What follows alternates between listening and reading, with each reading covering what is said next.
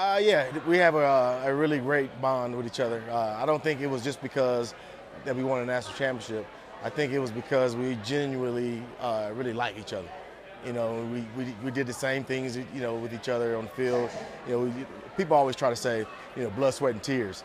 And I think that has a lot to do with it. But genuinely, I think we all had the same heart, the same mental makeup, and we all was forging ahead for the same goals.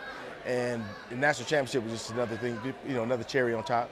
But we genuinely, we like each other. When we see each other, it's usually, you want to hug the guy and, just tell him how proud you are of him, and just chop it up a little bit. It's awesome.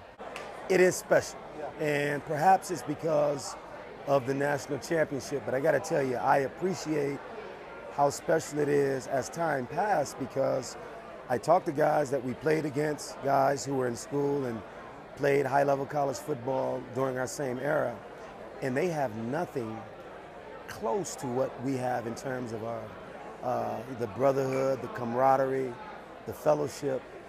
Here we are, Buffs for life, 10th year of Buffs for life, and guys don't understand it. I mean, they're like, you guys still talk? I mean, you guys are still friends? And so I like to think that the national championship had something to do with it. But there are guys who I know who won national championships and they don't have relationships with their former teammates. There's something special about this place in that era. What made that team special? It was a combination of things. One, we had a special leader in Bill McCartney. He was uncompromising, as you know. He was just a special leader. And two, he recruited special guys. And we came from all kinds of backgrounds. Broken families, as it's traditionally sort of viewed as. Although you couldn't tell me that my family was broken. My parents were divorced, but I wasn't the product of a broken family. But the way society look at it is as such.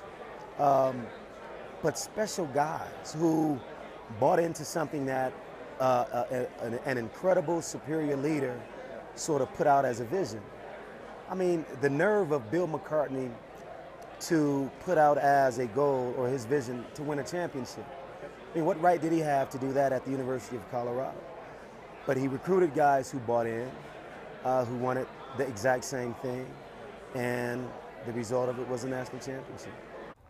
Well, I think there are a couple main reasons why we were so tight. And I think obviously winning helped. But I also think that it was pretty much the same team from the year before, where we went 11-0 and lost a heartbreaker to Notre Dame in the national title game. But what really galvanized us together was, unfortunately, the death of Sal and Essie. And so you've got all these young men that are having to deal with mortality and just things that are so much bigger than football. And so that really brought us together as men. And so I think that, along with the fact that we were really talented, and so it didn't matter where we were from or anything else, that some of those off the field life things that happened, we had to deal with. And I think that really brought us together. I think what was special about that team was, the year before we had lost to Notre Dame. And we wanted to go out with those seniors, winners, win the national championship for Sal. So a lot of those guys, those seniors that had left, we felt like we had another year to get back and let's go win it for those guys. And it was a bond.